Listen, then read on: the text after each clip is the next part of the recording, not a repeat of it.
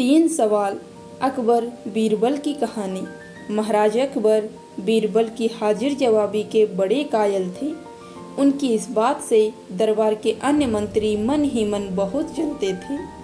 उनमें से एक मंत्री जो महामंत्री का पद पाने का लोभी था, उसने मन ही मन एक योजना बनाई।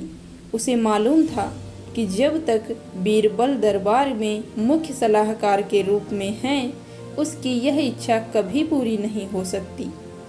एक दिन दरबार में अकबर ने बीरबल की हाजिर जवाबी की बहुत प्रशंसा की। यह सब सुनकर उस मंत्री को बहुत गुस्सा आया। उसने महाराज से कहा कि यदि बीरबल मेरे 3 सवालों का उत्तर सही सही दे देता है तो मैं उसकी बुद्धिमत्ता को स्वीकार कर लूँगा, और यदि नहीं तो इससे यह सिद्ध होता है कि वह महाराज का चापलूस है। अकबर को मालूम था कि बीरबल उसके सवालों का जवाब जरूर दे देगा, इसलिए उन्होंने उस मंत्री की बात स्वीकार कर ली। उस मंत्री के 3 सवाल थे। पहला, आकाश में कितने तारे हैं? दूसरा, धरती का केंद्र कहाँ है? तीसरा, सारे संसार में कितने स्त्री और कितने पुरुष हैं?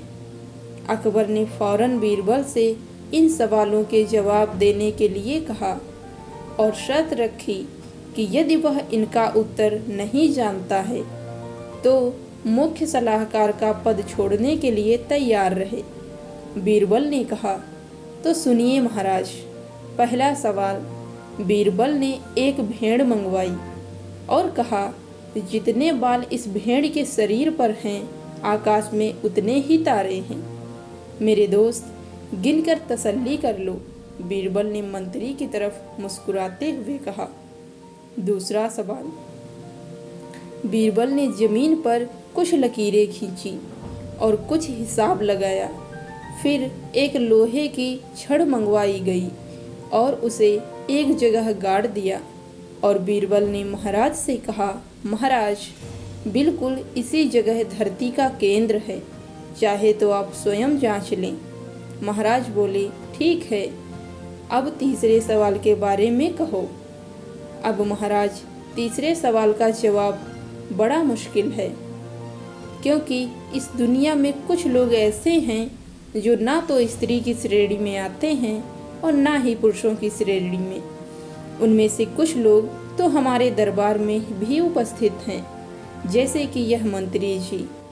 महाराज, यदि आप इनको मौत के घाट उतरवा दें तो मैं स्त्री पुरुषों की सही सही संख्या बता सकता हूँ। अब मंत्री जी सवालों का जवाब छोड़कर थर थर कांपने लगे और महाराज से बोले, महाराज, बस मुझे मेरे सवालों का जवाब मिल गया। मैं बीरबल की बुद्धिमानी को मान गया हूँ। महाराज हमेशा की तरह बीरबल की तरफ पीठ करके हंसने लगे, और इसी बीच वह मंत्री दरबार से खिसक लिया। दोस्तों, कैसी लगी आपको ये स्टोरी? कमेंट करके ज़रूर बताएं, और अगर चैनल पे नए हैं तो चैनल को सब्सक्राइब करें। हम मिलेंगे आपको ऐसी ही नई कहानी के साथ। धन्यवाद।